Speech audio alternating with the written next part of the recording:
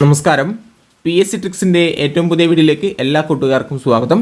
അപ്പം ഇന്നത്തെ വീഡിയോ നമ്മൾ ചർച്ച ചെയ്യുന്നത് തൊഴിൽ വീതി പ്രസിദ്ധീകരിച്ച LDC ഒരു മാതൃകാ പരീക്ഷ 1ലെ ക്വസ്റ്റ്യൻസും ആൻസേഴ്സുമാണ് ഇന്നത്തെ വീഡിയോയിൽ ചർച്ച ചെയ്യുന്നത്. ഇതിൻ്റെ കട്ട് ഓഫ് എന്ന് പറയുന്നത് 64 മാർക്കാണ് തൊഴിൽ വീതി പറഞ്ഞിട്ടുള്ളത്. അപ്പം പ്രഗത്ഭരായ അധ്യാപകരാണ് ഈ മോക്ക് ടെസ്റ്റ് തയ്യാറാക്കിയിട്ടുള്ളത് എന്ന് ആലോചിക്കണം. അപ്പം അത്രയും ഇമ്പോർട്ടൻ്റ് സിലബസ് ബേസ്ഡ് ആയിട്ട് അത്രക്കും ഇമ്പോർട്ടൻ്റ് ആയിട്ടുള്ള പോയിന്റ്സ് ആണ്, അല്ലെങ്കിൽ ഇമ്പോർട്ടൻ്റ് ആയിട്ടുള്ള ക്വസ്റ്റ്യൻസ് ആണ് ഈ 100 ക്വസ്റ്റ്യൻസ് എന്ന് പറയുന്നത്. പരമാവധി ഞാൻ ചോദ്യം വായിക്കുമ്പോൾ ചോദ്യം വായിച്ചതിന് ശേഷം ജസ്റ്റ് ഒന്ന് വീഡിയോ പോസ്റ്റ് ചെയ്യുക. അതിനുശേഷം വീണ്ടും നിങ്ങൾ സ്വയം ഉത്തരം കണ്ടെത്താൻ വേണ്ടിയിട്ട് ശ്രമിക്കുക. ഓക്കെ അല്ലേ? അതിനുശേഷം ഞാൻ ഉത്തരം പറയുന്നതായിരിക്കും. ഓക്കെ അല്ലേ? അപ്പോൾ നമ്മുടെ ചാനൽ ആദ്യമായിട്ട് കാണുന്ന കൂട്ടുകാർ എന്താക്കുക, നമ്മുടെ ചാനൽ സബ്സ്ക്രൈബ് ചെയ്യുക. അതുപോലെ നിങ്ങൾ ഈ വീഡിയോ ആദ്യം മുതൽ അവസാനം വരെ കണ്ടിട്ട് നിങ്ങളുടെ അഭിപ്രായങ്ങൾ കമൻറ്റ് രൂപത്തിൽ രേഖപ്പെടുത്താനും മറക്കരുത്. Okay, yes. അപ്പം ഒന്നാമത്തെ ക്വസ്റ്റ്യൻ ഇതാണ്. ഒന്നാമത്തെ ക്വസ്റ്റ്യൻ എന്താണ്? ഭരണഘടനയിൽ പ്രത്യേക പരാമർശമില്ലാത്ത പദവി ഏതാണ് എന്നാണ് ചോദിച്ചത്. എന്താണ് നമ്മുടെ ഭരണഘടനയിൽ പ്രത്യേക പരാമർശമില്ലാത്ത പദവി ഏതാണ് എന്നാണ് ചോദിച്ചുള്ളത്. ഓക്കെ അല്ലേ? നോക്കിക്കൂടെ. അപ്പം രാഷ്ട്രപതിയെ കുറിച്ചിട്ട് നമ്മുടെ ഭരണഘടനയിൽ പറയുന്നുണ്ട്.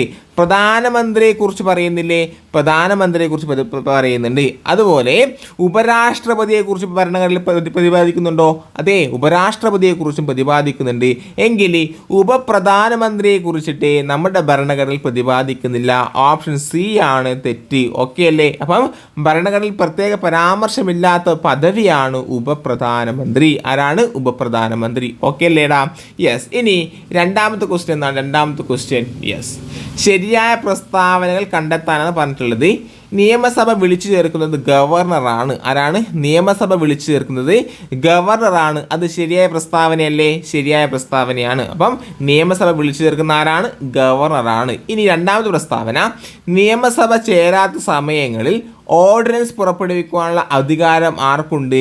ഗവർണർക്കുണ്ട്. അതും ശരിയായ പ്രസ്താവനയാണ്. അപ്പം നിയമസഭ ചേരാത്ത സമയങ്ങളിൽ ഓർഡിനൻസ് പുറപ്പെടുവിക്കാനുള്ള അധികാരം ആർക്കുണ്ട്? നമ്മുടെ ഗവർണർക്കുണ്ട്. ഓക്കെ അല്ലേ? ഇനി മൂന്നാമത്തെ പ്രസ്താവന പറയുന്നത് നിയമസഭ പിരിച്ചുവിടാൻ അധികാരമുള്ളത് മുഖ്യമന്ത്രിക്കാണ് എന്നാണ് പറയുന്നത്. ശരിയാണോ? തെറ്റായ പ്രസ്താവനയാണ്. നിയമസഭ പിരിച്ചുവിടാൻ അധികാരമുള്ളത് ആർക്കാണ്? ഗവർണർക്കാണ്. ആർക്കാണ്? ഗവർണർക്ക്. മുഖ്യമന്ത്രിക്കല്ല, ഗവർണർക്കാണ് നിയമസഭ പിരിച്ചുവിടാനുള്ള അധികാരം. ഓക്കെ. എങ്കിൽ നാലാമത് പ്രസ്താവന നോക്കിക്കൂടെ. നിയമസഭയിൽ നയപ്രഖ്യാപന പ്രസംഗം നടത്തുന്നത് ഗവർണറാണ്. ശരിയായ പ്രസ്താവനയാണ്. അപ്പം ഇതിൽ 1, 2, 4 എന്നീ പ്രസ്താവന, അതായത് ഓപ്ഷൻ എ ആണ് ശരിയായുള്ള ഉത്തരം. അപ്പം നിയമസഭയിൽ നയപ്രഖ്യാപന പ്രസംഗം നടത്താനുള്ള അധികാരം ഗവർണർക്കാണ്. അതുപോലെ നിയമസഭ വിളിച്ചു ചേർക്കുന്നതും ഗവർണറാണ്. നിയമസഭ ചേരാത്ത സമയങ്ങളിൽ ഓർഡിനൻസ് പുറപ്പെടുവിക്കാനുള്ള അധികാരം ആർക്കുണ്ട്? ഗവർണർക്കുണ്ട്. എങ്കിൽ നിയമസഭ പിരിച്ചുവിടാൻ അധികാരമുള്ളത് ആർക്കാണ്? അത് ഗവർണർക്കാണ്. ഓക്കെ അല്ലേടാ? എങ്കിൽ മൂന്നാമത്തെ ക്വസ്റ്റ്യൻ നോക്കിക്കോ. ഗ്രാമസഭകൾ നിലവിൽ വന്ന ഭരണഘടനാ ഭേദഗതി ഏതാണ്? ഗ്രാമസഭകൾ നിലവിൽ വന്ന ഭരണഘടനാ ഭേദഗതി ഏതാണ് കൂട്ടുകാരെ? അത് 73ാം ഭരണഘടനാ ഭേദഗതി. ഓപ്ഷൻ ബി ആണ് ശരിയായിട്ടുള്ള ഉത്തരം. ഓക്കെ. എങ്കിൽ നാലാമത്തെ ക്വസ്റ്റ്യൻ ഇതാണ്. നാലാമത്തെ ക്വസ്റ്റ്യൻ, സംസ്ഥാനത്ത് സെൻസസ് ആരംഭിക്കുന്നത് ആരുടെ വിവരങ്ങൾ ശേഖരിച്ച് തുടങ്ങുന്നതോടെയാണ്? ഇത് PYQ ആണ്, പ്രീവിയസ് ഇയർ ആണ്. സംസ്ഥാനത്ത് സെൻസസ് ആരംഭിക്കുന്നത് ആരുടെ വിവരങ്ങൾ ശേഖരിച്ച് തുടങ്ങുന്നതോടെയാണെന്ന് ചോദിച്ചാൽ പറയണം അത് ഗവർണറാണ്. ആരാണ്? ഗവർണർ. ഓപ്ഷൻ സി ആണ് ശരിയായിട്ടുള്ള ഉത്തരം. ഓക്കെ അല്ലേടാ? ഇനി അഞ്ചാമത്തെ ക്വസ്റ്റ്യൻ എന്താണ്? അഞ്ചാമത്തെ ക്വസ്റ്റ്യൻ യെസ്, ഇന്ത്യൻ ഭരണഘടനയിലെ പട്ടികകൾ, അവയിൽ പരാമർശിക്കുന്ന വിഷയങ്ങൾ എന്നിവയിൽ ശരിയായത് കണ്ടെത്താനാണ് പറഞ്ഞിട്ടുള്ളത്. അപ്പം പട്ടിക തന്നിട്ടുണ്ട്, അതിൻ്റെ അവയിൽ പരാമർശിക്കുന്ന വിഷയങ്ങൾ തന്നിട്ടുണ്ട്. ഇതിൽ ശരിയായ ജോഡി കണ്ടെത്താനാണ് പറഞ്ഞിട്ടുള്ളത്. നോക്കിക്കൂടെ. ഇനി ഒന്നാമത് പ്രസ്താവന പറയുന്നത് 7ാം schedule union list, state list, concurrent list എന്നിവയെ കുറിച്ച് പറയുന്നു. ശരിയല്ലേ? യെസ്. 7ാം ലിസ്റ്റുകളെ കുറിച്ച് പറയുന്നു. 7ാം ഷെഡ്യൂൾ ലിസ്റ്റുകളെ കുറിച്ചാണ് പറയുന്നത്, നമുക്കറിയാം. അപ്പം ഒന്നാമത്തെ പ്രസ്താവന ശരിയാണ്. എങ്കിൽ 10ാമത്തെ ഷെഡ്യൂൾ, രണ്ടാമത്തെ പ്രസ്താവന പറയുന്നത് 10ാമത്തെ ഷെഡ്യൂൾ പ്രതിപാദിക്കുന്നത് കൂറുമാറ്റ നിരോധന നിയമം. ശരിയായ പ്രസ്താവനയാണ്. 10ാം ഷെഡ്യൂൾ കൂറുമാറ്റ നിരോധന നിയമം. എങ്കിൽ 11ാം ഷെഡ്യൂളോ പഞ്ചായത്ത് രാജ്. ശരിയായ പ്രസ്താവന. 11ാം ഷെഡ്യൂൾ പ്രതിപാദിക്കുന്നത് പഞ്ചായത്ത് രാജ് നിയമവും 12ാം ഷെഡ്യൂൾ പ്രതിപാദിക്കുന്നത് മുനിസിപ്പാലിറ്റി നിയമം. ഈ 4 പ്രസ്താവനകളും ശരിയാണ്. ഓക്കെ അല്ലേ? അപ്പം ഞാൻ ഒന്നും കൂടി പറയാം. 7ാം ഷെഡ്യൂൾ പറയുന്ന ലിസ്റ്റുകളെ കുറിച്ചാണ്. ലിസ്റ്റുകൾ union list, state list, concurrent list. അങ്ങനെയാണെങ്കിൽ 11ാം ഷെഡ്യൂൾ പറയുന്നത് 10ാം ഷെഡ്യൂൾ കൂറുമാറ്റ നിരോധന നിയമം, 11ാം ഷെഡ്യൂൾ എന്താ പറയുന്നത് പഞ്ചായത്ത് രാജ് നിയമം, 12ാം ഷെഡ്യൂൾ മുനിസിപ്പാലിറ്റി നിയമം. ഓക്കെ അല്ലേടാ? ഓക്കെ അല്ലേ? യെസ്. എങ്കിൽ നെക്സ്റ്റ് ക്വസ്റ്റ്യൻ 6ാമത്തെ ക്വസ്റ്റ്യൻ ആണ്. ശരിയായ പ്രസ്താവനകൾ കണ്ടെത്താനാണ് പറഞ്ഞിട്ടുള്ളത്. ശരിയായ പ്രസ്താവന ഏതെന്ന് നോക്കിക്കൂടെ? ഓരോ പ്രസ്താവന എടുത്ത് നമുക്ക് ശരിയാണോ തെറ്റാണോ നോക്കാം. ഓക്കെ, ഇതിൽ 1ാമത്തെ പ്രസ്താവന പറയുന്നത് റിഗർ എന്നറിയപ്പെടുന്ന കറുത്ത മണ്ണ് പരുത്തി കൃഷിക്ക് അനുയോജ്യമാണ്. ശരിയല്ലേ? അപ്പം നമ്മൾ പഠിച്ചിട്ടുണ്ട് പരുത്തി കൃഷിക്ക് അനുയോജ്യമായ മണ്ണ് കറുത്ത മണ്ണ് എന്നറിയപ്പെടുന്ന റിഗർ മണ്ണാണ്. ഓക്കെ അല്ലേ? യെസ്. ഇനി 2ാമത്തെ പ്രസ്താവന ആഗ്നേയശിലകൾ മാഗ്മ തണുത്തുറഞ്ഞുണ്ടാകുന്നതാണ്. ശരിയല്ലേ? 2ാമത്തെ പ്രസ്താവന ശരിയാണ്. അപ്പം ആഗ്നേയശിലകൾ രൂപം കൊള്ളുന്നത് എങ്ങനെയാണ്? മാഗ്മ തണുത്തുറഞ്ഞാണ് ഏത് ആഗ്നേയശിലകൾ രൂപം കൊള്ളുന്നത്. എങ്കിൽ 3ാമത്തെ പ്രസ്താവന നെയ്സ്, മാർബിള്, ഷിസ്റ്റ് എന്നിവ കായാന്തര ശിലകൾക്ക് ഉദാഹരണമാണ്. ശരിയായ പ്രസ്താവനയാണോ? ശരിയായ പ്രസ്താവനയാണ്. അപ്പം കായാന്തരിക ശിലകൾക്ക് ഉദാഹരണം എന്ന് ചോദിച്ചാൽ പറയണം അത് നെയ്സ്, മാർബിള്, ഷിസ്റ്റ് എന്നിവയാണ്. ഓക്കെ അല്ലേ?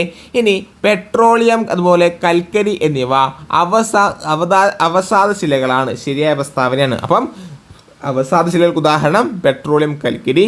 കായാന്തരിക ശിലകൾക്ക് ഉദാഹരണം നെയ്സ്, മാർബിള്, ഷിസ്റ്റ്. ആഗ്നേയശിലകൾ രൂപം കൊള്ളുന്നത് മാഗ്മ തണുത്തുറഞ്ഞാണെങ്കിൽ പരുത്തി കൃഷിക്ക് അനുയോജ്യമായ മണ്ണ് കറുത്ത റിഗർ മണ്ണ്. ഓക്കെ അല്ലേ? എങ്കിൽ 7ാമത്തെ ക്വസ്റ്റ്യൻ ആണ്. കേരളത്തിൽ ഹൃദയത്തിൻ്റെ ആകൃതിയിൽ കാണപ്പെടുന്ന തടാകം സ്ഥിതി ചെയ്യുന്ന എവിടെയാണ്? അത് വയനാടാണ്. എവിടെയാണ്? വയനാട്. ഓപ്ഷൻ സി ആണ് ശരിയായിട്ടുള്ള ഉത്തരം. ഓക്കെ അല്ലേടാ? എങ്കിൽ 8ാമത്തെ ക്വസ്റ്റ്യൻ എന്താ പറയുന്നത്? പടിഞ്ഞാറോട്ടൊഴുകുന്ന ഇന്ത്യയിലെ ഏറ്റവും വലിയ നദി ഏതാണ്? പടിഞ്ഞാറോട്ടൊഴുകുന്ന ഇന്ത്യയിലെ ഏറ്റവും വലിയ നദിയാണ് നർമ്മദ. പടിഞ്ഞാറോട്ടൊഴുകുന്ന ഇന്ത്യയിലെ ഏറ്റവും വലിയ നദി ഏതാണ് കൂട്ടുകാരെ? അത് നർമ്മദയാണെങ്കിൽ 9ാമത്തെ ക്വസ്റ്റ്യൻ പറയുന്നതാണ്. 9ാമത്തെ ക്വസ്റ്റ്യൻ കൃഷിയിനങ്ങൾ, അവയ്ക്ക് അനുയോജ്യമായ മണ്ണിനം എന്നിവ ശരിയായ രീതിയിൽ ക്രമീകരിക്കാനാണ് പറയുന്നത്. ഓക്കെ അല്ലേ? നമുക്കറിയാം ഇത് 1ാമത്തെ ഓപ്ഷൻ പറയുന്നത് നെൽകൃഷി. അപ്പം നെൽകൃഷിക്ക് അനുയോജ്യമായ മണ്ണ് ഏതാടാ?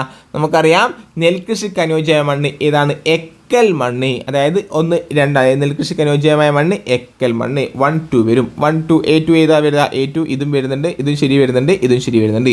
ഇനി നമുക്കറിയാം നെക്സ്റ്റ് ബി എന്താ പറയുന്നത്? പരുത്തി കൃഷിക്ക് അനുയോജ്യമായ മണ്ണ് എന്താണ്? പരുത്തി കൃഷിക്ക് കറുത്ത റിഗർ മണ്ണ്. B1 ഏതാ വരിക? B1. A2 ഇതും വരുന്നുണ്ട്, ഇതും വരുന്നുണ്ട്. ഇനിയോ റബ്ബർ കൃഷി. റബ്ബർ കൃഷിക്ക് അനുയോജ്യമായ മണ്ണ് ഏതാടാ? റബ്ബർ കൃഷിക്ക് നമുക്കറിയാം റബ്ബർ കൃഷിക്ക് ലാറ്ററേറ്റ് മണ്ണാണ് വേണ്ടത്. ഏതാണ്? ലാറ്ററേറ്റ്. ഓക്കെ അല്ലേ? അപ്പം ലാറ്ററേറ്റ് ഏതാ വരുന്നത്? ലാറ്ററേറ്റ്. Yes, D. നമ്മുടെ C4. ഓക്കെ അല്ലേ? അപ്പം ഓപ്ഷൻ ഡി ആണ് ശരിയായിട്ട് ഉത്തരം വരുന്നത്. നമുക്ക് കിട്ടിയില്ലേ? അപ്പം നമ്മുടെ തേയില കൃഷിക്ക് ഏറ്റവും അനുയോജ്യമായ മണ്ണ് ഏതാണ്? തേയില കൃഷിക്ക് അനുയോജ്യമായ മണ്ണ് പർവ്വത മണ്ണ്. ഓക്കെ അല്ലേ? അപ്പം നെൽകൃഷിക്ക് അനുയോജ്യമായ മണ്ണ് എക്കൽ മണ്ണ്, പരുത്തി കൃഷിക്ക് അനുയോജ്യമായ മണ്ണ് കറുത്ത മണ്ണ്, റബ്ബർ കൃഷിക്ക് അനുയോജ്യമായ മണ്ണ് ലാറ്ററേറ്റും, തേയില കൃഷിക്ക് അനുയോജ്യമായ മണ്ണ് ഏതാണ്? പർവ്വത മണ്ണുമാണ്. ഓക്കെ അല്ലേ? ഇനി 10ാമത്തെ ക്വസ്റ്റ്യൻ ആണ്. ഇവയിൽ ഏതാണ് ആഗോളവാദങ്ങൾ അല്ലെങ്കിൽ സ്ഥിരവാദങ്ങൾ എന്നീ വിഭാഗത്തിൽ ഉൾപ്പെടാത്തത്? ഇവയിൽ ഏതാണ് ആഗോളവാദങ്ങൾ അല്ലെങ്കിൽ സ്ഥിരവാദങ്ങൾ ഈ വിഭാഗത്തിൽ ഉൾപ്പെടാത്തത് എന്നാണ് ചോദ്യം. ഓക്കെ അല്ലേ? നമുക്കറിയാം വാണിജ്യവാദങ്ങൾ സ്ഥിരവാദങ്ങൾക്ക് ഉദാഹരണമല്ലേ? അതെ. പശ്ചിമവാദങ്ങളോ? അതെ, സ്ഥിരവാദങ്ങൾക്ക് ഉദാഹരണമാണ്. ധ്രുവീയവാദങ്ങളും സ്ഥിരവാദങ്ങളിൽ ആഗോളവാദങ്ങൾക്ക് ഉദാഹരണമാണ്. കാലികവാദങ്ങൾ എന്തല്ല സ്ഥിരവാദങ്ങൾ ഉദാഹരണമല്ല. ഓപ്ഷൻ ബി തെറ്റാണ്. ഓക്കെ അല്ലേ? അപ്പം ഇവയിൽ ആഗോളവാദങ്ങൾ അല്ലെങ്കിൽ സ്ഥിരവാദത്തിൽ ഉൾപ്പെടാത്ത ഏതാണ്? കാലികവാദങ്ങളാണ്. ഓക്കെ അല്ലേ? ഇനി 11ാമത്തെ ക്വസ്റ്റ്യൻ എന്താണ്? 11ാമത്തെ ക്വസ്റ്റ്യൻ പണ്ഡിത രമാബായി ബോംബെയിൽ ശാരദാ സദൻ സ്ഥാപിച്ചത് എന്തിനാണ്? അതിൻ്റെ ഉദ്ദേശ ലക്ഷ്യം എന്താണ് ചോദിച്ചത്. PC ഒരു തവണ ചോദിച്ചു ശാരദാ സദൻ സ്ഥാപിച്ചത് ആരാണ്? അത് പണ്ഡിത രമാബായി ആണ്. അപ്പം ശാരദാ സദൻ സ്ഥാപിച്ചത് പണ്ഡിത രമാബായി ആണ്. ഈ പണ്ഡിത രമാബായി ബോംബെയിൽ ശാരദാ സദൻ സ്ഥാപിച്ചത് എന്തിനാണ്? എന്താണ് ലക്ഷ്യം എന്നാണ് ചോദിച്ചത്. ഓക്കെ അല്ലേ? നമുക്കറിയാം വിധവകൾക്ക് വിദ്യാഭ്യാസം നൽകാൻ വേണ്ടിയിട്ടാണ് പണ്ഡിത രമാബായി എന്താണ് ശാരദാ സദൻ സ്ഥാപിച്ചത്. ഓക്കെ അല്ലേ? അപ്പം ഓപ്ഷൻ സി ആണ് ശരിയായിട്ടുള്ള ഉത്തരം. അപ്പം വിധവകൾക്ക് വിദ്യാഭ്യാസം നൽകാനാണ് എന്ന ലക്ഷ്യത്തോടെയാണ് പണ്ഡിത രമാബായി ശാരദാ സദൻ സ്ഥാപിച്ചത്. ഓക്കെ അല്ലേ? ഇനി 12ാമത്തെ ക്വസ്റ്റ്യൻ എന്താണ് പറയുന്നത്? ഇവയിൽ പഞ്ചശീല തത്വങ്ങൾ ഉൾപ്പെടാത്തത് ഏതാണ് എന്നാണ്. പഞ്ചശീല തത്വങ്ങളിലെ ലക്ഷ്യത്തിൽ ഉൾപ്പെടാത്തത് ഏതാണ് എന്നാണ് ചോദ്യം. ഓക്കെ അല്ലേ? ഇനി നമുക്ക് നോക്കിക്കൂടെ? സമത്വവും പരസ്പര സഹകരണവും പുലർത്തുക. അത് പഞ്ചശീല തത്വങ്ങളുടെ ലക്ഷ്യമല്ലേ? അതെ, ശരിയാണ്. എന്താണ്? പഞ്ചശീല തത്വങ്ങൾ ഒപ്പുവെച്ചു. അപ്പം സമത്വവും പരസ്പര സഹായവും പുലർത്തുക. അത് പഞ്ചശീല തത്വങ്ങൾ ഉൾപ്പെടുന്നു. ഇനിയോ ആഭ്യന്തര കാര്യങ്ങൾ പരസ്പരം ഇടപെടുക, അത് പഞ്ചശീല തത്വങ്ങളുടെ അടിസ്ഥാന ഇത് ഉൾപ്പെടുന്നുണ്ടോ? ഇല്ല, ബി തെറ്റാണ്. സമാധാനപരമായ സഹവർത്തിത്വം പാലിക്കുക, ശരിയാണ്. പരസ്പരം ആക്രമിക്കാതിരിക്കുക, ശരിയാണ്. അപ്പം പഞ്ചശീല തത്വങ്ങൾ ഉൾപ്പെടുന്നത് എന്തൊക്കെയാണ്? സമത്വവും പരസ്പര സഹകരണവും പുലർത്തുക, സമാധാനപരമായ സഹവർത്തിത്വം പാലിക്കുക, പരസ്പരം ആക്രമിക്കാതിരിക്കുക എന്നിവയാണ്. ഓക്കെ അല്ലേ? യെസ്.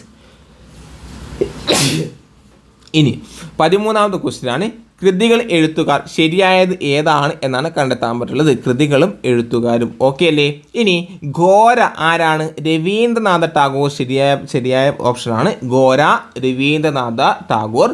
ഗോദാൻ പ്രേംചന്ദ് എന്നാണ്, ഗോദാൻ പ്രേംചന്ദ്. ഇനിയോ പാഞ്ചാലി ശബദം ആരാണ്? പാഞ്ചാലി ശബദം കണ്ണമ്പാട്ട് കുയിൽപ്പാട്ട് ആരാണ്? സുബ്രഹ്മണ്യ ഭാരതി, ഭാരതി സദൻ. ഈ 3 പ്രസ്താവനകൾ ശരിയാണ്. അപ്പം ഘോര രവീന്ദ്രനാഥ ടാഗോർ, ഗോദാൻ പ്രേംചന്ദ്, പാഞ്ചാലി ശബദം കണ്ണമ്പാട്ട് കുയിൽപ്പാട്ട് എന്നിവ സുബ്രഹ്മണ്യ ഭാരതി അല്ലെങ്കിൽ ഭാരതി സദൻ. ഓക്കെ അല്ലേ? ഇനി 14ാമത്തെ ക്വസ്റ്റ്യൻ എന്താണ്?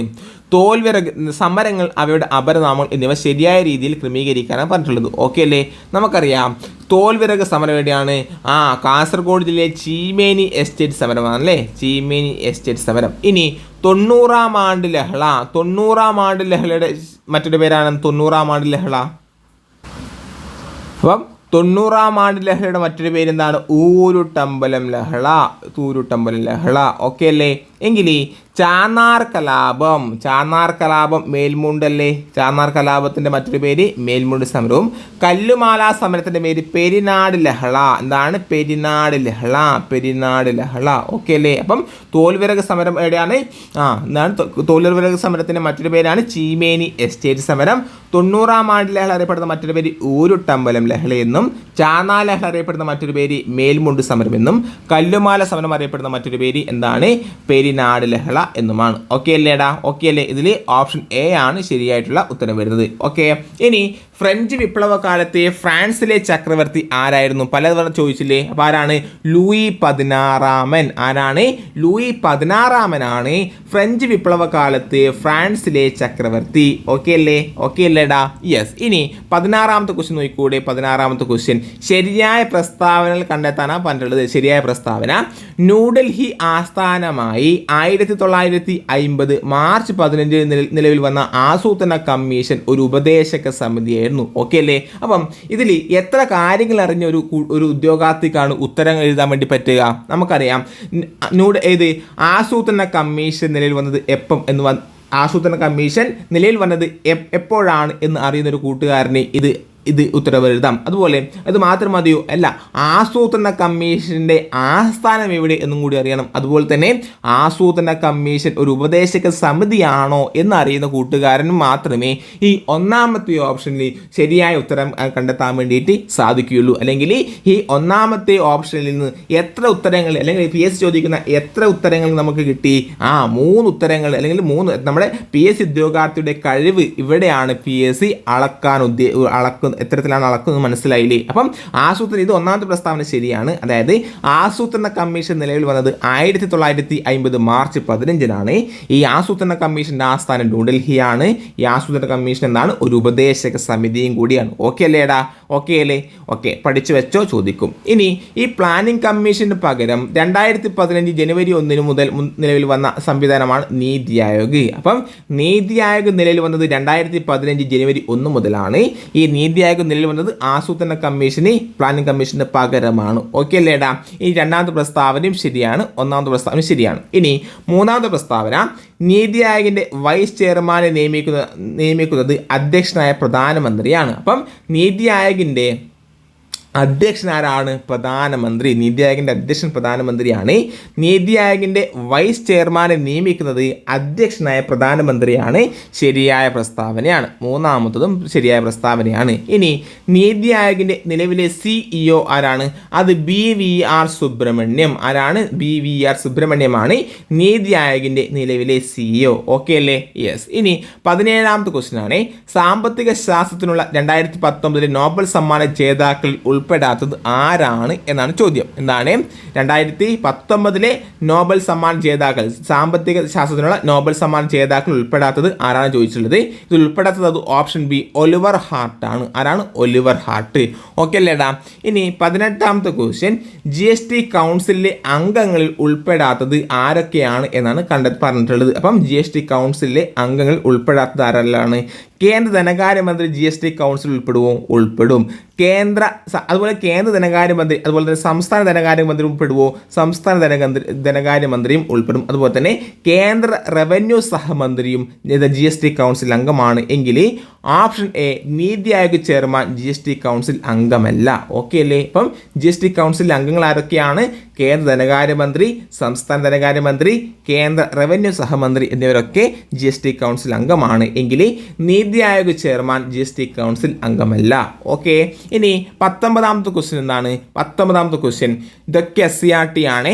ദാരിദ്ര്യ നിർണയ കമ്മിറ്റിയുടെ അവലോകന പ്രകാരം ഗ്രാമീണ ജനതയ്ക്ക് ഒരു ദിവസം ആവശ്യമായ പോഷകാഹാരത്തിന്റെ അളവ് എത്രയാണ് എന്നാണ് ചോദ്യം. ഓക്കെ അല്ലേ? അപ്പം ദാരിദ്ര്യ നിർമ്മാണ കമ്മിറ്റിയുടെ അവലോകന പ്രകാരം ഗ്രാമീണ ജനതയ്ക്ക് ഒരു ദിവസം ആവശ്യമായ പോഷകാഹാരത്തിന്റെ അളവ് എത്രയാണ് നമുക്കറിയാം. ഗ്രാമീണ ജനതയാണെങ്കിൽ 2400-ഉം നഗരങ്ങളിലാണെങ്കിൽ 2100-ഉം. ഓക്കെ അല്ലേ? നഗരപ്രദേശങ്ങളിലെ ജനതയ്ക്ക് 2100 കലോറി മതി എങ്കിൽ ഗ്രാമപ്രദേശങ്ങളിൽ ജീവിക്കുന്ന ഒരാൾക്ക് ഒരു ദിവസം 2400 കലോറി വേണം. കാരണം ഗ്രാമപ്രദേശങ്ങളിലെ ആൾക്കാരാണ് കൂടുതൽ അധ്വാനിക്കുന്നത് അല്ലേ? അപ്പോൾ അവർക്ക് കൂടുതൽ കലോറി ആവശ്യമാണ്. ഓക്കെ അല്ലേടാ? അപ്പം ഓപ്ഷൻ ഡി 2400 ശരിയായിട്ടുള്ള ഉത്തരം. എങ്കിൽ 20ാമത്തെ ക്വസ്റ്റ്യൻ, ഓഹരി വിപണികളെ നിയന്ത്രിക്കുന്ന സ്ഥാപനമായ സെബി സ്ഥാപിതമായ വർഷം. അപ്പം സെബി, ഓഹരി വിപണികളെ നിയന്ത്രിക്കുന്ന സ്ഥാപനമായ സെബി സ്ഥാപിതമായ വർഷം എന്നാണ് കൂട്ടുകാരെ. അത് 1988 സെബി നിലവിൽ വന്നത്. എങ്കിൽ 21ാമത്തെ ക്വസ്റ്റ്യൻ ആണ്, IP അഡ്രസ് അടിസ്ഥാനപ്പെടുത്തി ഒന്നിൽ കൂടുതൽ നെറ്റ്വർക്കുകളെ പരസ്പരം ബന്ധിപ്പിക്കാൻ ഉപയോഗിക്കുന്ന ഉപകരണത്തിന്റെ പേര് എന്താണ്? 21ാമത്തെ ക്വസ്റ്റ്യൻ എന്താണ്?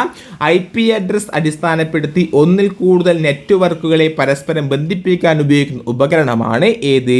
റൂട്ടർ. എന്താണ്? റൂട്ടർ. അപ്പൊ എന്താണ് റൂട്ടർ? IP അഡ്രസ് അടിസ്ഥാനമാക്കി ഒന്നിൽ കൂടുതൽ നെറ്റ്വർക്കുകളെ പരസ്പരം ബന്ധിപ്പിക്കാൻ ഉപയോഗിക്കുന്ന ഉപകരണമാണ് കൂട്ടുകാരെ റൂട്ടർ. ഓക്കെ അല്ലേ? ഇനി നെക്സ്റ്റ് 22ാമത്തെ ക്വസ്റ്റ്യൻ എന്താണ് പറയുന്നത്? URL എന്നതിന്റെ പൂർണ്ണ രൂപം എന്താണ്? URL നമുക്കറിയാം എന്താണ്? യൂണിവേഴ്സൽ റിസോഴ്സ് ലൊക്കേറ്റർ എന്നാണ്. യൂണിവേഴ്സൽ റിസോഴ്സ് ലൊക്കേറ്റർ എന്നാണ് ഏതിൻ്റെത്? യൂണിവേഴ്സൽ അല്ല, യൂണിഫോം റിസോഴ്സ് ലൊക്കേറ്റർ. ഓക്കെ അല്ലേ? യൂണിഫോം. ഓപ്ഷൻ സി ആണ് ശരിയായിട്ടുള്ള ഉത്തരം. അപ്പം URL യൂണിഫോം റിസോഴ്സ് ലൊക്കേറ്റർ എന്നാണ്. ഓക്കെ അല്ലേ? തെറ്റല്ലേ? യൂണിഫോം റിസോഴ്സ് ലൊക്കേറ്റർ എന്നാണ്. ഇനി 23ാമത്തെ ക്വസ്റ്റ്യൻ, ദാരിദ്ര്യരേഖയ്ക്ക് താഴെയുള്ള കുടുംബങ്ങൾക്ക് സൗജന്യമായി അതിവേഗ ഇന്റർനെറ്റ് കണക്ഷൻ ലഭ്യമാക്കാൻ കേരള സർക്കാർ സംഘടിപ്പിക്കുന്ന പദ്ധതി എന്താണ്? ദാരിദ്ര്യരേഖയ്ക്ക് താഴെയുള്ള കുടുംബങ്ങൾക്ക് സൗജന്യമായി അതിവേഗ ഇന്റർനെറ്റ് കണക്ഷൻ ലഭ്യമാക്കുന്ന കേരള സർക്കാർ പദ്ധതിയാണ് K-Phone. ഓക്കെ അല്ലേ? അങ്ങനെയാണെങ്കിൽ കേന്ദ്ര സർക്കാരിന്റെ പദ്ധതി എന്താണ്? ഭാരത് നെറ്റ് ആണ്. ഇത് കേരള സർക്കാരിന്റെ ആയതുകൊണ്ടാണ് K-Phone. ഓക്കെ അല്ലേ? ഇനി 24ാമത്തെ ക്വസ്റ്റ്യൻ, താഴെ പറയുന്ന രാസനാമങ്ങൾ ശരിയല്ലാത്തത് ഏതാണ് കണ്ടെത്താൻ പറ്റുള്ളത്? ഫസ്റ്റ് ഓപ്ഷൻ എ പറയുന്നത് ഇന്ദുപ്പ്, പൊട്ടാസ്യം ക്ലോറൈഡ്, KCl. ഇന്ദുപ്പ്, പൊട്ടാസ്യം ക്ലോറൈഡ് ശരിയായതാണ്. ഇനി അലക്കുകാരം, ഇവിടെ തന്നിട്ട് അലക്കുകാരം സോഡിയം ബൈകാർബണേറ്റ് എന്നാണ് പറഞ്ഞിട്ടുള്ളത്. സോഡിയം ബൈകാർബണേറ്റ് ഏതാടാ? സോഡിയം കാർബണേറ്റ് ആണ്. ഏത്? അലക്കുകാരം. സോഡിയം ബൈകാർബണേറ്റ് ഏതാണ്? അത് അപ്പക്കാരമാണ്. ഇത് രണ്ടാമത്തെ പ്രസ്താവന തെറ്റാണ്. ഇനി ജിപ്സത്തിന്റെ രാസനാമം എന്നാണ്? ജിപ്സം. കാൽസ്യം സൾഫേറ്റ് ഡൈഹൈഡ്രേറ്റ് ശരിയായ പ്രസ്താവനയാണ്. എന്താണ്? കാൽസ്യം സൾഫേറ്റ് ഡൈഹൈഡ്രേറ്റ് ആണ് ജിപ്സത്തിന്റെ രാസനാമം. എങ്കിൽ കുമ്മായത്തിന്റെ രാസനാമം എന്നാണ്? Calcium hydroxide. കുമ്മായം കാൽസ്യം ഹൈഡ്രോക്സൈഡ്. അപ്പോൾ അലക്കുകാരം എന്താണ്? സോഡിയം കാർബണേറ്റും അപ്പക്കാരം സോഡിയം ബൈകാർബണേറ്റ്. ഇന്ദുപ്പ് potassium chloride. Gypsum calcium sulphate dihydrate. കുമ്മായം കാൽസ്യം ഹൈഡ്രോക്സൈഡ്. ഓക്കെ അല്ലേ? യെസ്. ഇതിൽ തെറ്റായത് ഓപ്ഷൻ ബി ആണ്.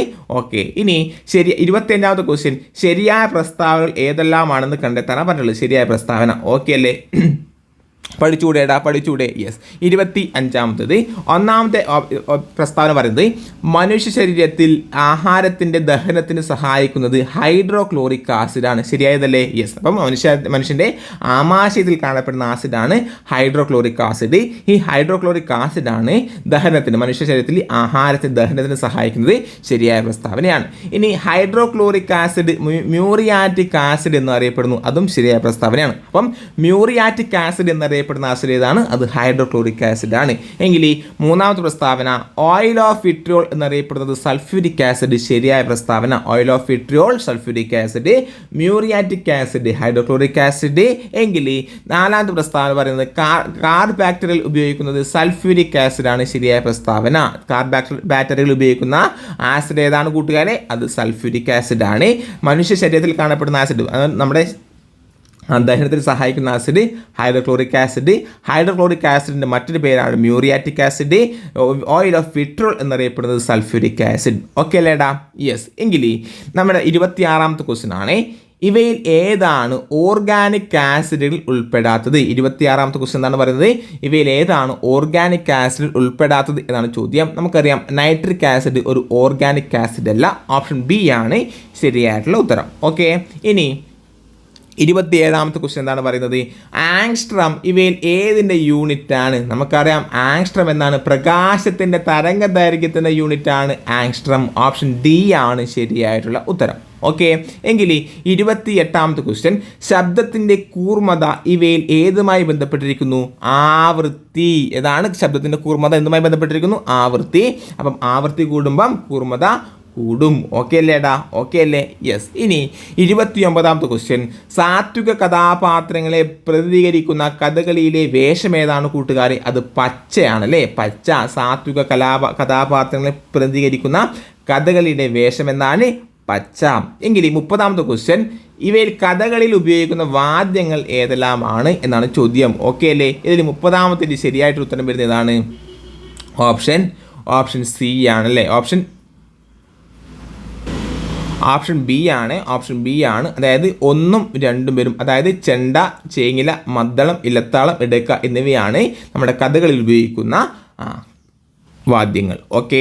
എങ്കിൽ 31ാമത്തെ ക്വസ്റ്റ്യൻ എഴുത്തുകാരും അവരുടെ തൂലികാ നാമങ്ങൾ എന്ന രീതിയിൽ ശരിയായ ജോഡി കണ്ടെത്താനാണ് പറഞ്ഞിട്ടുള്ളത്. ഓക്കെ അല്ലേ? ഇതിൽ കാനം ഇ ജെ ഫിലിപ്പ്. ഇനി ഓംശേരി എൻ നാരായണപിള്ള ശരിയായതാണ്. മാലി കെ മാധവൻ നായർ ശരിയാണ്. വിലാസിനി എം കെ മേനോനാണ്. കെ മേനോൻ അല്ല കൂട്ടുകാരെ, എന്താണ്? M K Menon. ഇത് തെറ്റായത് ഓപ്ഷൻ ഡി ആണ്. എ ബി സി എന്നിവയാണ് ശരി. ഓക്കെ അല്ലേ? അപ്പം Kanam E J Philip, Omcheri N Narayanapillai, Mali Madhavan Nair, Vilasini M K Menon. Okay. ഇനി 32ാമത്തെ ക്വസ്റ്റ്യൻ ആണ്, കേരളത്തിൽ കോൺഗ്രസ് സോഷ്യലിസ്റ്റ് പാർട്ടിയുടെ മുഖപത്രമായിരുന്നത് എന്താണ്? പ്രഭാതമാണ്. ഏതാണ്? പ്രഭാതം. ഓക്കെ അല്ലേ? അപ്പം എന്താണ് പ്രഭാതം? കേരളത്തിലെ കോൺഗ്രസ് സോഷ്യലിസ്റ്റ് പാർട്ടിയുടെ മുഖപത്രമായിരുന്നത് പ്രഭാതമാണ്. പ്രഭാതം. കേരളത്തിലെ കോൺഗ്രസ് സോഷ്യലിസ്റ്റ് പാർട്ടിയുടെ മുഖപത്രമായിരുന്നാണ് പ്രഭാതമാണ്. ഓക്കെ. എങ്കിൽ 33ാമത്തെ ക്വസ്റ്റ്യൻ എന്താണ് പറയുന്നത്? ഇതിൽ തെറ്റായത് ഏത്, ശരിയായത് ഏത് എന്നാണ് ചോദ്യം. അപ്പം നോക്കിക്കൂടെ? നമുക്ക് ഒന്നാമത്തെ പ്രസ്താവന വായിക്കാം. ജ്ഞാനപീഠം ഏർപ്പെടുത്തിയ വർഷം 1961 എന്നാണ് പറഞ്ഞിട്ടുള്ളത്. ശരിയായ പ്രസ്താവനയല്ലേ? ശരിയായ പ്രസ്താവനയാണ്. അപ്പം ജ്ഞാനപീഠ പുരസ്കാരം ആദ്യമായി ഏർപ്പെടുത്തിയ വർഷം 1961. രണ്ടാമത്തെ പ്രസ്താവന പറയുന്നത് ജ്ഞാനപീഠ പുരസ്കാരം ആദ്യമായി നൽകിയത് 1965 പറഞ്ഞത് ശരിയായ പ്രസ്താവനയാണ്. 1961 ജ്ഞാനപീഠം ഏർപ്പെടുത്തി. ആദ്യമായി ജ്ഞാനപീഠം നൽകിയത് ജി ശങ്കരക്കുറുപ്പിന്. 1965 ആദ്യമായി നൽകി തുടങ്ങിയ വർഷം 1965. ഇനി ഈ മൂന്നാമത്തെ പ്രസ്താവന പറയുന്നത് എസ് കെ പൊറ്റക്കാടിന് ജ്ഞാനപീഠ പുരസ്കാരം ലഭിച്ചത് 1980 എന്നാണ് പറയുന്നത്. അത് തെറ്റായ പ്രസ്താവനയാണ്. എസ് കെ പൊറ്റക്കാടിന് ജ്ഞാനപീഠ പുരസ്കാരം ലഭിച്ചത് എപ്പോഴാണ്? 1980. എപ്പോഴാണ്? 1980. ഓക്കെ അല്ലേടാ? യെസ്. അപ്പോൾ 1980 എസ് കെ പൊറ്റക്കാട് ജ്ഞാനപീഠ പുരസ്കാരം ലഭിച്ചത്. അപ്പം ജ്ഞാനപീഠ പുരസ്കാരം ഏർപ്പെടുത്തിയ വർഷം 1961, ജ്ഞാനപീഠം ആദ്യമായി നൽകിയ വർഷം 1965, എസ് കെ പൊറ്റക്കാട് ജ്ഞാനപീഠ പുരസ്കാരം ലഭിച്ചത് 1980. ഓക്കെ. യെസ്. ഇനി 34ാമത്തെ ക്വസ്റ്റ്യൻ ആണ്, ഈ എഴുത്തച്ഛൻ പുരസ്കാരം ലഭിക്കാത്തത് ആർക്കാണ് എന്നാണ് ചോദ്യം. പഠിച്ചുകൂടേടാ? യെസ്. അപ്പം സേതുവിന് ലഭിച്ചിട്ടുണ്ടോ എഴുത്തച്ഛൻ പുരസ്കാരം? ലഭിക്കാത്തത് സേതു ലഭിച്ചിട്ടുണ്ടോ? സേതുവിന് ലഭിച്ചിട്ടുണ്ട്. ബാലാമണി അമ്മക്ക് എഴുത്തച്ഛൻ പുരസ്കാരം ലഭിച്ചിട്ടുണ്ട്. സച്ചിദാനന്ദന് എഴുത്തച്ഛൻ പുരസ്കാരം ലഭിച്ചിട്ടുണ്ട്. എങ്കിൽ ഏഴാശ്ശേരി രാമചന്ദ്രന് എഴുത്തച്ഛൻ പുരസ്കാരം ലഭിച്ചിട്ടില്ല. ഓക്കെ അല്ലേ? ഇപ്പം 34 ഓപ്ഷൻ ഡി 4 മാത്രമാണ് ശരിയായിട്ടുള്ള ഉത്തരം. ഓക്കെ. എങ്കിൽ 35ാമത്തെ ക്വസ്റ്റ്യൻ, ആദ്യമായി കോമൺവെൽത്ത് ഗെയിംസ് നടന്ന വർഷം എപ്പോഴാണ്? ആദ്യമായിട്ട് കോമൺവെൽത്ത് ഗെയിംസ് നടന്ന വർഷം 1930. എപ്പോഴാണ് ആദ്യമായിട്ട് കോമൺവെൽത്ത് ഗെയിംസ് നടന്ന വർഷം? 1930. നമുക്ക് എല്ലാവർക്കും അറിയാം 1930 കോമൺവെൽത്ത് ഗെയിംസ് ആദ്യമായി നടന്നത്. ഓക്കെ. എങ്കിൽ 36ാമത്തെ ക്വസ്റ്റ്യൻ ആണ്, ജീവകങ്ങൾ അവയുടെ ധർമ്മങ്ങൾ എന്നിവ ചേരുംപടി ചേർക്കാനാണ് പറഞ്ഞിട്ടുള്ളത്. ഓക്കെ അല്ലേ? ഇനി നമുക്കറിയാം ഒന്നാമത്തത് രോഗപ്രതിരോധ ശക്തി കൂടുന്ന വിറ്റാമിൻ ഏതാണ്? രോഗപ്രതിരോധ ശേഷി കൂടുന്ന വിറ്റാമിൻ, രോഗപ്രതിരോധ ശേഷിയെ ശക്തി നൽകുന്നത് നമ്മുടെ എന്താണ് കോവിഡ് ഒക്കെ വന്ന സമയത്ത് നാരങ്ങ നമുക്ക് ഉപയോഗിക്കാൻ വേണ്ടി പറഞ്ഞല്ലേ? നാരങ്ങ എന്തുകൊണ്ടാണ് നാരങ്ങ ഉപയോഗിക്കാൻ വേണ്ടി പറഞ്ഞത്? നമ്മുടെ നാരങ്ങയിൽ കൂടുതൽ വിറ്റാമിൻ സി ഉണ്ട്. അത് നമ്മുടെ രോഗപ്രതിരോധ ശേഷിയെ സഹായിക്കും. അതുകൊണ്ട് രോഗപ്രതിരോധ ശേഷിയെ സഹായിക്കുന്നത് ജീവകം സി ആണ്. Option 1A. ഓക്കെ അല്ലേ? ഇതിൽ 1A1 ഏതൊക്കെ വരുന്നുണ്ട്? ഓപ്ഷൻ എ വരുന്നുണ്ട്, ഓപ്ഷൻ ബി വരുന്നുണ്ട്, ഓപ്ഷൻ സി വരുന്നുണ്ട്. ഓക്കെ. ഇനി രണ്ടാമത്തെ ഓപ്ഷൻ എന്താണ്? യെസ്, രണ്ടാമത്തത് ജീവകം കെ. ജീവകം കെയുടെ ധർമ്മം എന്താണ്? ജീവകം കെയുടെ ധർമ്മം യെസ് കട്ട പിടിക്കാൻ സഹായിക്കുന്നത് ഇതാണ്. ജീവകം കെ ആണല്ലേ കട്ട പിടിക്കാൻ സഹായിക്കുന്നത് ജീവകം കെ. ഇതിൽ B4 കട്ട B4 ഏതാ വരിക? B4 yes, B4 yes. അപ്പം 2 ഉത്തരങ്ങൾ രണ്ട് ഓപ്ഷൻ അറിയുന്നത് മാത്രം നമുക്ക് അറിയുന്നുണ്ടെങ്കിൽ തന്നെ നമുക്ക് ശരിയായിട്ടുള്ള ഉത്തരം കിട്ടി. ഓപ്ഷൻ ബി ആണ് ശരിയായിട്ടുള്ള ഉത്തരം. എങ്കിൽ നമ്മുടെ ജീവകം ഇ എന്താണ്? വന്ധ്യതയെ ചെറുക്കുന്നു. ജീവകം ഇ വന്ധ്യതയെ ചെറുക്കുന്നു. അതുപോലെ തന്നെ ജീവകം ഡി എന്താണ്? ജീവകം ഡി കാൽസ്യത്തിൻ്റെ ആഗിരണത്തെ ഉത്തേജിപ്പിക്കുന്നു. അപ്പം ജീവകം സി എന്താണ്? ജീവകം സി രോഗപ്രതിരോധ ശേഷി നൽകുന്നു. രക്തം കട്ടപിടിക്കാൻ സഹായിക്കുന്നു ജീവകം കെ ആണെങ്കിൽ. വന്ധ്യതയെ ചെറുക്കുന്ന വിറ്റാമിൻ ഇയും കാൽസ്യത്തെ ആഗിരണം ചെയ്യുന്ന വിറ്റാമിൻ ഡിയുമാണ്. ഓക്കെ അല്ലേടാ? എങ്കിൽ 37ാമത്തെ ക്വസ്റ്റ്യൻ എന്താണ്? ഇന്ത്യൻ പരിസ്ഥിതി ശാസ്ത്രത്തിന്റെ പിതാവ് ആരാണ്? ഇന്ത്യൻ പരിസ്ഥിതി ശാസ്ത്രത്തിന്റെ പിതാവ് ആരാണ്? നമുക്കറിയാം മിശ്രയാണല്ലേ? മിശ്ര. ഇന്ത്യൻ പരിസ്ഥിതി ശാസ്ത്രത്തിന്റെ പിതാവ് ആരാടാ? R.D. മിശ്ര. പ്രൊഫസർ ആർ മിശ്രയാണ്. ആരാണ്? Professor R Mishra. ഓക്കെ. എങ്കിൽ 38ാമത്തെ ക്വസ്റ്റ്യൻ എന്താണ്? 38ാമത്തെ ക്വസ്റ്റ്യൻ, 18 വയസ്സിൽ താഴെയുള്ള കുട്ടികളുടെ സമഗ്ര ആരോഗ്യ സംരക്ഷണത്തിനുള്ള സേവനങ്ങൾ ഒരു കുടക്കീഴിൽ ഉറപ്പുവരുത്തുന്ന കേരള സർക്കാർ പദ്ധതി ഏതാണ്? എന്താണ് ക്വസ്റ്റ്യൻ? 18 വയസ്സിന് താഴെയുള്ള കുട്ടികളുടെ സമഗ്ര ആരോഗ്യ സംരക്ഷണത്തിനുള്ള സേവനങ്ങൾ ഒരു കുടക്കീഴിൽ ഉറപ്പുവരുത്തുന്ന കേരള സർക്കാരിൻ്റെ പദ്ധതിയാണ് 38. ഏത്? Option A Arogyakiranam. എന്താണ്? ആരോഗ്യകിരണം. അപ്പം 18 വയസ്സിന് താഴെയുള്ള കുട്ടികളുടെ സമഗ്ര ആരോഗ്യ സംരക്ഷണത്തിനുള്ള സേവനങ്ങൾ ഒരു കുടക്കീഴിൽ ഉറപ്പുവരുത്തുന്ന കേരള സർക്കാർ പദ്ധതിയാണ് ആരോഗ്യകിരണം. ഓക്കെ അല്ലേ? എങ്കിൽ 39ാമത്തെ ക്വസ്റ്റ്യൻ എന്താണ്? ക്യാൻസർ രോഗത്തിനുള്ള ഫലപ്രദ ചികിത്സാ രീതിയായ കീമോതെറാപ്പിയുടെ പിതാവ് എന്നറിയപ്പെടുന്ന ആരാണ്? നമുക്കറിയാം കീമോതെറാപ്പിയുടെ പിതാവ് ആരാണ്? Paul Ehrlich. Option C Paul Ehrlich ആണ് കീമോതെറാപ്പിയുടെ പിതാവ്. അപ്പം ക്യാൻസർ രോഗത്തിൻ്റെ ഫലപ്രദമായ ചികിത്സാ രീതിയാണ് ഇത്? കീമോതെറാപ്പി. ഈ കീമോതെറാപ്പിയുടെ പിതാവ് എന്നറിയപ്പെടുന്ന ആരാണ്? യെസ്, പോൾ എർലിക്ക് ആണ്. Paul Ehrlich. ഓക്കെ അല്ലേ? യെസ്. ഇനി 40ാമത്തെ ക്വസ്റ്റ്യൻ പറയുന്നത്, ഇവയിൽ ഏതാണ് പാരമ്പര്യ ജനിതക രോഗത്തിൽ ഉൾപ്പെടാത്തത്? പാരമ്പര്യ ജനിതക രോഗത്തിൽ ഉൾപ്പെടാത്തത് ഏതാണ് ചോദിച്ചത്. ഓക്കെ അല്ലേ? ഇനി ഹീമോഫീലിയ പാരമ്പര്യ ജനിതക രോഗമല്ലേ? യെസ്, ഹീമോഫീലിയ പാരമ്പര്യ ജനിതക രോഗത്തിന് ഉദാഹരണമാണ്.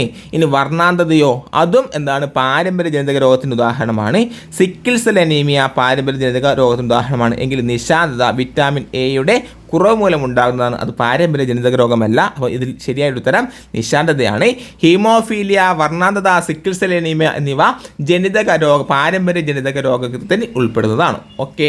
എങ്കിൽ 41ാമത്തെ ക്വസ്റ്റ്യൻ ആണ്. 41ാമത്തെ ക്വസ്റ്റ്യൻ, സിവിൽ സർവീസുകാർക്ക് ഭരണഘടനാപരമായ സിവിൽ സർവീസുകാർക്ക് ഭരണഘടനാപരമായ സുരക്ഷ ഉറപ്പാക്കുന്ന ഭരണഘടനാ അനുച്ഛേദം ഏതാണ്? എന്താണ് ക്വസ്റ്റ്യൻ?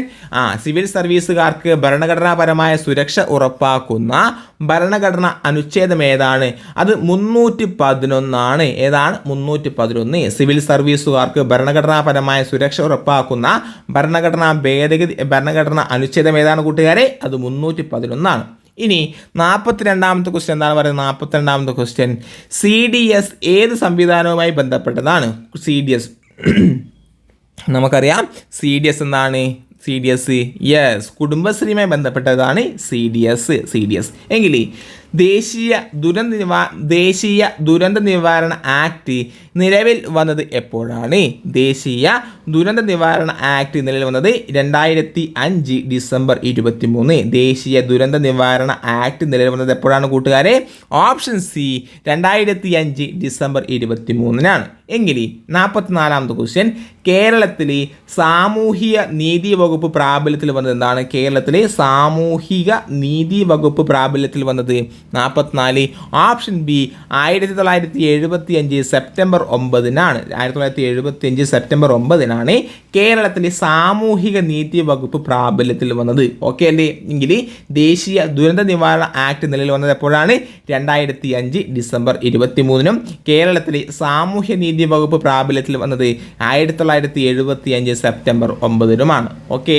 ഇനി 45ാമത്തെ ക്വസ്റ്റ്യൻ ഇവയിൽ ഭരണഘടനാ സ്ഥാപനമല്ലാത്തത് ഏതാണ് എന്നാണ് ചോദ്യം. എന്താണ് ഇവയിൽ ഭരണഘടനാ സ്ഥാപനം അല്ലാത്തത് ഏതാണ് എന്നാണ് ചോദ്യം. നോക്കിക്കൂടെ യെസ്. ഇനി കേരള പബ്ലിക് സർവീസ് കമ്മീഷൻ എന്താണ് ഭരണഘടനാ സ്ഥാപനം? ഈ സ്ഥാപനത്തിന് ഇത് തിരിച്ചറിയാൻ വേണ്ടിയിട്ട് ഈ സ്ഥാപനത്തിന് ഭരണഘടനയിൽ അനുച്ഛേദമുണ്ടോ, ഭരണഘടനയിൽ അനുച്ഛേദത്തിൽ പ്രതിപാദിക്കുന്നുണ്ടോ എന്ന് നോക്കിയാൽ മതി. ഒരു പ്രത്യേക അനുച്ഛേദം ഉണ്ടെങ്കിൽ അത് ഭരണഘടനാ സ്ഥാപനമാണ്, അനുച്ഛേദം ഇല്ലെങ്കിൽ അതൊരു ഭരണഘടനാ സ്ഥാപനമല്ല എന്ന് ഓർത്താൽ മതി. ഓക്കെ അല്ലേ? അപ്പം കേരള പബ്ലിക് സർവീസ് കമ്മീഷൻ ഒരു ഭരണഘടനാ സ്ഥാപനമാണോ?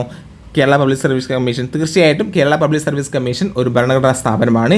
സംസ്ഥാന ധനകാര്യ കമ്മീഷനും ഒരു ഭരണഘടനാ സ്ഥാപനമാണ്. എങ്കിൽ സംസ്ഥാന മനുഷ്യാവകാശ കമ്മീഷൻ ഒരു ഭരണഘടനാ സ്ഥാപനമല്ല. അതുപോലെ സംസ്ഥാന വിവരാവകാശ കമ്മീഷൻ ഒരു ഭരണഘടനാ സ്ഥാപനമല്ല. അപ്പം സംസ്ഥാന മനുഷ്യാവകാശ കമ്മീഷനും സംസ്ഥാന വിവരാവകാശ കമ്മീഷനും ഒരു ഭരണഘടനാ സ്ഥാപനങ്ങൾക്ക് ഉദാഹരണമല്ല. എങ്കിൽ കേരള പബ്ലിക് സർവീസ് കമ്മീഷനും സംസ്ഥാന ധനകാര്യ കമ്മീഷനും ഒരു ഭരണഘടനാ സ്ഥാപനത്തിന് ഉദാഹരണമാണ്. ഓക്കെ. എങ്കിൽ 46ാമത്തെ ക്വസ്റ്റ്യൻ എന്താണ്? 46ാമത്തെ ക്വസ്റ്റ്യൻ യെസ് 2005 വിവരാവകാശ നിയമപ്രകാരം പൗരൻ ലഭിക്കാവുന്ന വിവരവുമായി ബന്ധപ്പെട്ട ശരിയുത്തരം ഏത് എന്നാണ്. ഓക്കെ അല്ലേ?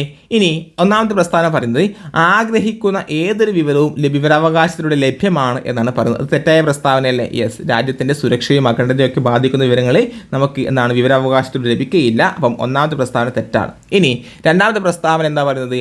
പൊതു അധികാര സ്ഥാപനങ്ങളുടെ പക്കലുള്ള എല്ലാ വിവരങ്ങളും ലഭിക്കാവുന്നതാണ്. അതും തെറ്റായ പ്രസ്താവനയാണ്. പൊതു അധികാര സ്ഥാപനങ്ങളുടെ പക്കലുള്ള എല്ലാ വിവരങ്ങളും വിവരാവകാശത്തിലൂടെ ലഭിക്കുമോ? ലഭിക്കില്ല. എങ്കിൽ ഓപ്ഷൻ സി വരുന്നത് വകുപ്പ് 8, 9 എന്നിവയിൽ പറഞ്ഞിട്ടുള്ളത് ഒഴികെ പൊതു അധികാര സ്ഥാപനങ്ങളുടെ പക്കലുള്ള വിവരങ്ങൾ ലഭിക്കുന്നതാണ്. ഓക്കെ, അത് ശരിയായ പ്രസ്താവന. 3 ശരിയായ പ്രസ്താവന. അതായത് വകുപ്പ് 8, 9 എന്നിവയിൽ പറഞ്ഞിട്ടുള്ള തൊഴിലൊഴികെ പറഞ്ഞിട്ടുള്ളവ ഒഴികെ പൊതു അധികാര സ്ഥാപനങ്ങളുടെ പക്കലുള്ള വിവരങ്ങൾ ലഭിക്കുന്നതാണ്. ഓക്കെ അല്ലേ? ഇനി ഭരണഘടനാ സ്ഥാപനങ്ങളുടെ വിവരങ്ങൾ മാത്രം ലഭ്യമാക്കുന്നതാണ്. തെറ്റായ പ്രസ്താവന. ഭരണഘടനാ സ്ഥാപനങ്ങളുടെ മാത്രമാണ് വിവരങ്ങൾ ലഭിക്കുക വിവരാവകാശത്തിലൂടെ അല്ല അല്ലേ? അല്ല, അത് തെറ്റായ പ്രസ്താവനയാണ്. ഇനി 47ാമത്തെ ക്വസ്റ്റ്യൻ 2019 ഉപഭോക്തൃ സംരക്ഷണ നിയമത്തിന് കീഴിൽ അന്വേഷണത്തിലുള്ള അധികാരം നൽകിയിട്ടുള്ളത് ആർക്കാണ്? എന്താണ് ക്വസ്റ്റ്യൻ എന്താണ്? യെസ്, 2019 ഉപഭോക്തൃ സംരക്ഷണ നിയമത്തിന് കീഴിൽ, ഇതൊക്കെ PYQ ആണ്. 2019 ഉപഭോക്തൃ സംരക്ഷണ നിയമത്തിന് കീഴിൽ അന്വേഷണത്തിലുള്ള അധികാരം നൽകിയിട്ടുള്ളത് ആർക്കാണ്? അത് ഡയറക്ടർ ജനറലും ജില്ലാ കളക്ടർക്കുമാണ്. ആർക്കാണ്? ഡയറക്ടർ ജനറലും ജില്ലാ കളക്ടർക്കും. Option D. അപ്പോൾ 2019 ഉപഭോക്തൃ സംരക്ഷണ നിയമത്തിന് കീഴിൽ അന്വേഷണത്തിലുള്ള അധികാരം നൽകിയിട്ടുള്ള ആർക്കൊക്കെയാണ്? ഡയറക്ടർ ജനറലിനും ജില്ലാ കളക്ടർക്കുമാണ്. ഓക്കെ. എങ്കിൽ 48ാമത്തെ ക്വസ്റ്റ്യൻ എന്താണ് പറയുന്നത്? ദേശീയ പട്ടികവർഗ കമ്മീഷനെ കുറിച്ച് പ്രതിപാദിക്കുന്ന, എന്താണ് കൂട്ടുകാരെ? ദേശീയ പട്ടികവർഗ കമ്മീഷനെ കുറിച്ച് പ്രതിപാദിക്കുന്ന ഭരണഘടന അനുച്ഛേദം ഏതാണ്? നമുക്കറിയാം ദേശീയ പട്ടികവർഗ കമ്മീഷനെ കുറിച്ച് പ്രതിപാദിക്കുന്ന ഭരണഘടന അനുച്ഛേദം ഏതാണ്?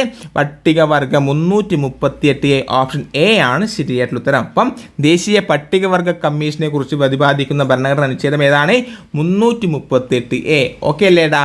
എങ്കിൽ 49ാമത്തെ ക്വസ്റ്റ്യൻ ഇതാ. 49ാമത്തെ ക്വസ്റ്റ്യൻ, സംസ്ഥാന മനുഷ്യാവകാശ കമ്മീഷനെ തിരഞ്ഞെടുക്കുന്ന കമ്മിറ്റിയിൽ അംഗങ്ങൾ ഉൾപ്പെടുന്നവർ ആരൊക്കെയാണ് ചോദ്യം. ഇതൊക്കെ ചോദിക്കാറുണ്ട്.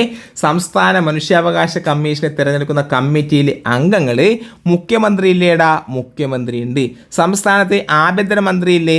ആഭ്യന്തരമന്ത്രിയുണ്ട്. ഇനി ലെജിസ്ലേറ്റീവ് അസംബ്ലി സ്പീക്കർ ഉണ്ടോ? നിയമസഭാ സ്പീക്കർ ഉണ്ടോ? സ്പീക്കർ ഉണ്ട്. നിയമസഭാ പ്രതിപക്ഷ നേതാവുണ്ടോ? നിയമസഭാ പ്രതിപക്ഷ നേതാവുണ്ട്. ഈ 4 ആൾക്കാരും എന്താണ് സംസ്ഥാനത്തെ മനുഷ്യാവകാശ കമ്മീഷനെ തിരഞ്ഞെടുക്കുന്ന അംഗങ്ങളിൽ ഉൾപ്പെടുന്നതാണ്. ഇങ്ങനെ നിയമിക്കുന്ന ആരാണ്? ഗവർണറാണ് സംസ്ഥാന മനുഷ്യാവകാശ കമ്മീഷൻ അംഗങ്ങളെ നിയമിക്കുന്നത്. അവ ശുപാർശ ചെയ്യുന്ന കമ്മിറ്റിയിലെ അംഗങ്ങളാണ് മുഖ്യമന്ത്രി, സംസ്ഥാനത്തെ ആഭ്യന്തരമന്ത്രി, സ്പീക്കർ, പ്രതിപക്ഷ നേതാവ് എന്നൊക്കെ. ഓക്കെ അല്ലേടാ? എങ്കിൽ 50ാമത്തെ ക്വസ്റ്റ്യൻ ആണ്. 50ാമത്തെ ക്വസ്റ്റ്യൻ എന്താണ്? കേരള അഡ്മിനിസ്ട്രേറ്റീവ് ട്രൈബ്യൂണൽ നിലവിൽ വന്നത് എന്നാണ്?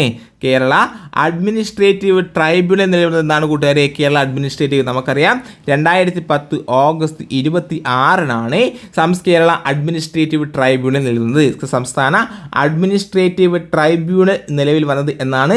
2010 ഓഗസ്റ്റ് 26 എന്നാണ് 2010 ഓഗസ്റ്റ് 26. ഓക്കെ അല്ലേടാ?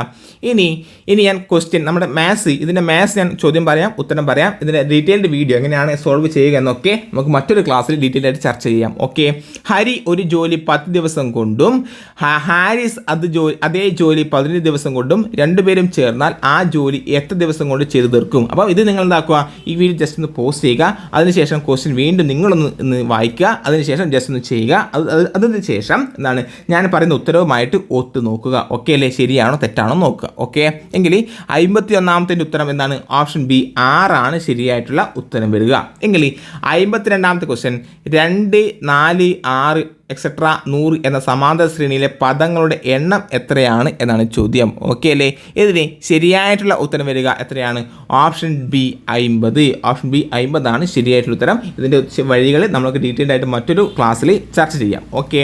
എങ്കിൽ 53ാമത്തെ ക്വസ്റ്റ്യൻ, ഒരു ദിവസത്തിൻ്റെ എത്ര ശതമാനമാണ് 6 മണിക്കൂർ?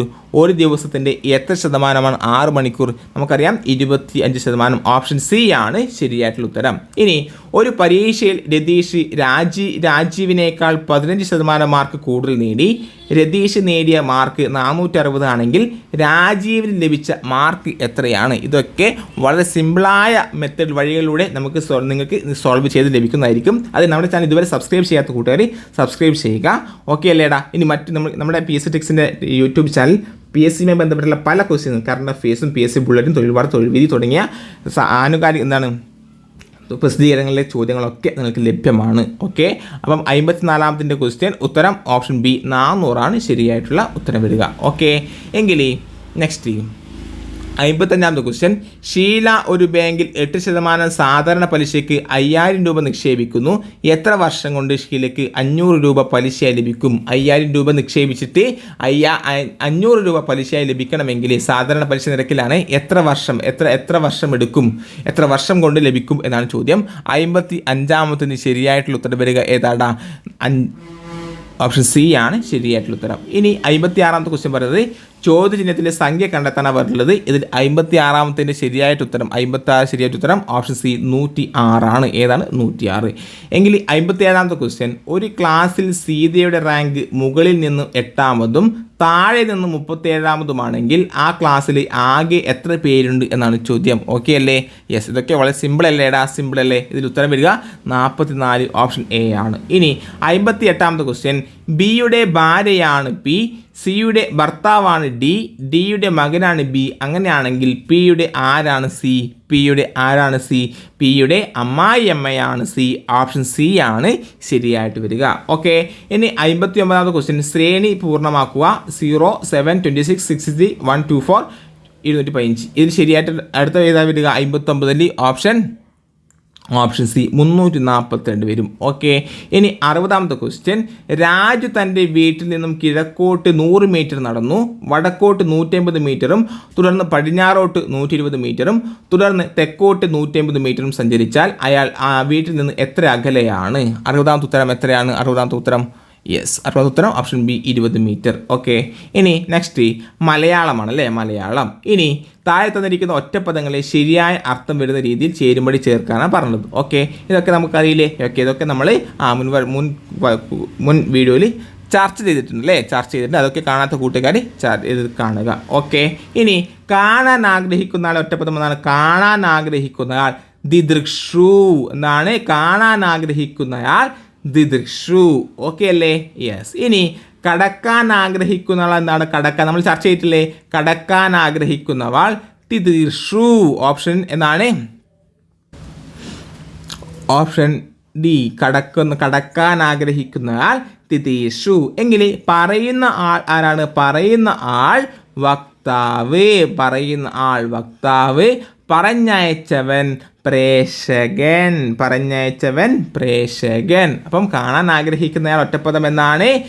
കാണാൻ ആഗ്രഹിക്കുന്ന ആൾ ദിദൃക്ഷു, കടക്കാൻ ആഗ്രഹിക്കുന്ന ആൾ തിദീഷു, പറയുന്ന ആൾ വക്താവ്, പറഞ്ഞയച്ചവൻ പ്രേക്ഷകൻ. ഓക്കെ അല്ലേടാ? ഓക്കെ അല്ലേ? എങ്കിൽ 62ാമത്തെ question. To leave no stone unturned എന്നതിൻ്റെ ശരിയായ വിവർത്തനം എന്താണ്? ഇതും PYQ ആണ്. PC ഓൾറെഡി ചോദിച്ചു. എന്താണ് to leave no stone unturned എന്നതിൻ്റെ ശരിയായ വിവർത്തനം എന്താണ്? എല്ലാ സാധ്യതകളും പരിഗണിക്കുക.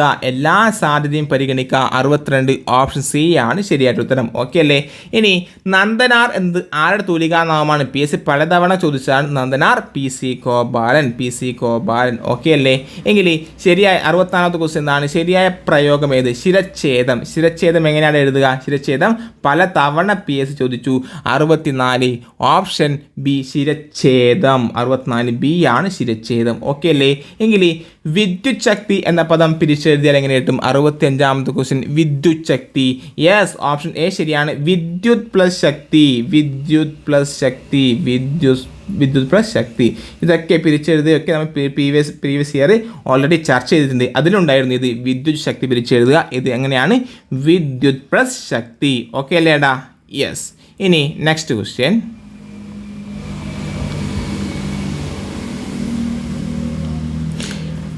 ഇവയിൽ കാവാലം നാരായണ പണിക്കർ രചിച്ച നാടകം ഏതാണ്? കാവാലം നാരായണ പണിക്കർ രചിച്ച നാടകം ഏതാണ് എന്നാണ് ചോദ്യം. 66 കാഞ്ചന സീതയുണ്ട്, അതുപോലെ ആരുണ്ട്? പാട്ടബാക്കിയുണ്ട്, കൂട്ടുകൃഷിയുണ്ട്, ദൈവത്താർ. നമുക്കറിയാം ദൈവത്താർ എന്നത് ആരുടെ രചനയാണ്? കാവാലം നാരായണ പണിക്കർ. ദൈവത്താർ കാവാലം നാരായണ പണിക്കറാണ്. എങ്കിൽ 67ാമത്തെ ക്വസ്റ്റ്യൻ. സജ്ജനം എന്ന പദം ഏത് സന്ധിക്ക് ഉദാഹരണമാണ്? സജ്ജനം നമുക്കറിയാം 67 ഓപ്ഷൻ എ ആദേശസന്ധി. സജ്ജനം ആദേശസന്ധിക്ക് ഉദാഹരണമാണ്. ഇനി പ്രാരാബ്ധം എന്നാൽ വൈഷമ്യമാണെങ്കിൽ പ്രാരബ്ധം എന്താണ്? പ്രാരാബ്ധം വൈഷമ്യം. പ്രാരബ്ധം എന്താണ് കൂട്ടുകാരെ? യെസ്, ആരംഭിക്കപ്പെട്ടത്. പ്രാരാബ്ധം വിശ്രമം എങ്കിൽ വൈഷമ്യമാണ്. ഓക്കെ, ഇനി 69ാമത്തെ ക്വസ്റ്റ്യൻ. കുഴിവെട്ടി മൂടുക വേദനകൾ കുതികൊള്ളുക ശക്തിയിലേക്ക് നമ്മൾ ആരുടെ വരികളാണ്? 69ാമത്തെ ക്വസ്റ്റ്യൻ ആണ്. എന്താണ് കുഴിവെട്ടി മൂടുക വേദനകൾ കുതികൊള്ളുക ശക്തിയിലേക്ക് നമ്മൾ ആരുടെ വരികളാണ്? നമുക്കറിയാം ഇടശ്ശേരി. ആരാണ്? ഇടശ്ശേരി. എങ്കിൽ ഗുരുഭൂതർ എന്ന പദം ഏത് ബഹുവചന രൂപമാണ്? 70ാമത്തെ ക്വസ്റ്റ്യൻ എന്താണ്? ഗുരുഭൂതർ എന്ന പദം ഏത് ബഹുവചന രൂപമാണ്? പൂജക ബഹുവചനം. ഏതാണ്? പൂജക ബഹുവചനമാണ് ഗുരുഭൂതർ. ഓക്കെ അല്ലേടാ? ഗുരുഭൂതർ പൂജക ബഹുവചനമാണ്. ഇനി 71ാമത്തെ question. You had better dash a doctor. You had better. നമുക്കറിയാം you had better consult a doctor. to infinity ഉപയോഗിക്കണം അല്ലേ? you had better ന് ശേഷം to infinity ഉപയോഗിക്കണം. കൺസൾട്ട് ഡോക്ടറാണ് ശരിയായിട്ട് ഉത്തരം. ഓക്കെ അല്ലേ? ഇനി ഓക്കെ അല്ലേടാ? ഇനി 72ാമത്തെ question. Choose the correct spelling എന്നാണ്. ഇതിൽ ശരിയായ സ്പെല്ലിംഗ് പറയുന്നത് ബോയൻഡ്. BUOYAND. ഓപ്ഷൻ ഡി ആണ് ശരിയായിട്ടുള്ള ഉത്തരം. ഇനി ഫൈൻഡ് ദ എറർ പാർട്ട് എന്നാണ് പറഞ്ഞത്. 73ാമത്തെ question find the error part. ഈ 73ാമത്തേൽ എറർ വരുന്നത് ഓപ്ഷൻ സി ആണ്, വെൻ ഓൾ ദി സ്റ്റുഡൻസ്. ഇതാണ് തെറ്റായ പാർട്ട് വരുന്നത്. ഇനി 74ാമത്തെ question antonym of facilitate. Antonym of ഫെസിലിറ്റേറ്റിൻ്റെ ഓപ്പോസിറ്റ് എന്താണ്? 74 ഇംപീഡ്. ഓപ്ഷൻ ഡി ഇംപീഡ് ആണ്. ഫെസിലിറ്റേറ്റ് ഇംപീഡ് ആണ് ശരിയായിട്ടുള്ള ഉത്തരം. ഇനി one word for all animals of an area എന്താണ്? One word for all the animals of an area എന്താണ് ഉത്തരം വരിക? ഫ്യൂണ, FAUNA. ഓപ്ഷൻ ബി ആണ് ശരിയായിട്ടുള്ള ഉത്തരം വരിക. ഇനി next I am good dash tennis. 76 എന്താ വരിക? ഐ ആം ഗുഡിന് ശേഷം എന്താ പ്രിപ്പോസിഷൻ? അറ്റ് വരിക. ഗുഡ് അറ്റ് ടെന്നീസ് എന്നാണ് ശരിയായിട്ടുള്ള ഉത്തരം. ഇനി 77ാമത്തെ question the passive form of he issued the orders is എന്നാണ്. ഇതിന് ഇതിൻ്റെ പാസീവ് എന്നാണ് എന്താ? He issued the orders is. ഇതിൻ്റെ പാസീവ് ഫോം ഏതാണ് കൂട്ടുകാരെ? 77 B. The orders were issued by him. Option B ആണ് ശരിയായിട്ടുള്ള ഉത്തരം വരിക. ഇനി 78ാമത്തെ question the teacher asked who are absent today. എങ്ങനെയാണ്? യെസ്, 78ാമത്തിന് ശരിയായ ഉത്തരം വരിക ഓപ്ഷൻ ഡി ആണ്. ഓപ്ഷൻ ഡി എന്താ വരിക? The teacher asked who were absent that day. Okay അല്ലേ? ഇനി 79ാമത്തെ question few people knew the answer. ഇതിൻ്റെ ക്വസ്റ്റ്യൻ ടാഗ് എന്താണ്? Few people knew the answer. 79 option A. Few എന്ന് പറയുമ്പം നെഗറ്റീവ് വേർഡാണ്. അപ്പം ക്വസ്റ്റ്യൻ ടാഗ് പോസിറ്റീവ് ആയിരിക്കണം. ഡിഡ് ആണ് ശരിയായിട്ട് ഉത്തരം. ഇനി 80ാമത്തെ question one of my friends dash passed examination. ഇതിൽ ശരിയായിട്ട് വരിക എന്താണ്? One of my friend has passed the examination എന്നാണ്. ഓക്കെ അല്ലേടാ? ഇനി കറണ്ട് അഫയേഴ്സിൻ്റെ ചോദ്യമാണ്, ഇമ്പോർട്ടൻ്റ് ആണ്. 2023 ആഗോള കാലാവസ്ഥ ഉച്ചകോടിയുടെ വേദി എവിടെയാണ്? എന്താണ് ക്വസ്റ്റ്യൻ? 2023 ആഗോള കാലാവസ്ഥ ഉച്ചകോടിയുടെ വേദി UAE ആണ് കൂട്ടുകാരെ. എവിടെയാണ്? UAE. 2023 ആഗോള കാലാവസ്ഥ ഉച്ചകോടിയുടെ വേദി UAE ആണ്. എങ്കിൽ 82ാമത്തെ ക്വസ്റ്റ്യൻ ആണ്. യെസ്, ലോകത്താദ്യമായി വായിലൂടെ വലിച്ചെടുക്കാവുന്ന കോവിഡ് വാക്സിൻ തുടക്കം കുറിച്ച രാജ്യം ചൈന. എവിടെയാണ്? ചൈന.